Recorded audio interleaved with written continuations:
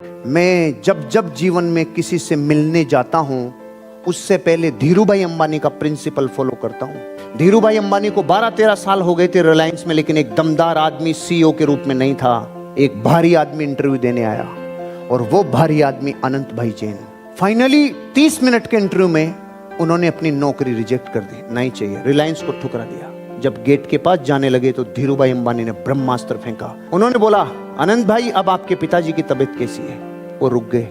आपको कैसे पता मेरे पिताजी की तबीयत खराब है? सर, मैं जिस भी इंसान से मिलता हूं उसके जीवन में क्या सुख दुख चल रहा है इसकी जानकारी रखता हूं। आपके पिताजी की इतनी सी लाइन ने लाखों करोड़ की इंडस्ट्री पे राज करने वाली रिलायंस को उस आदमी ने बनाया, सिर्फ एक वजह से। क्या?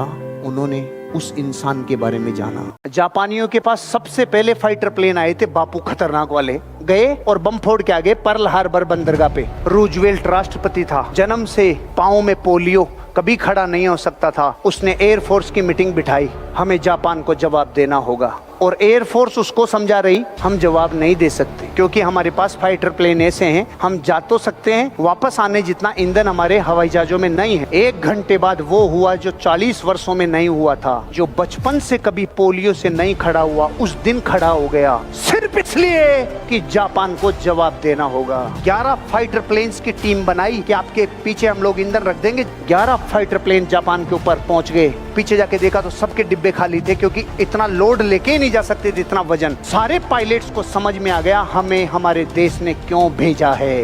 बिल्डिंगों में हवाई जहाज ही मारने थे, इसलिए अमेरिका ने भेजा था कि जवाब तो दे के आओ। सदियों सदियों तक वो त्रासदी कोई भूल नहीं सकता।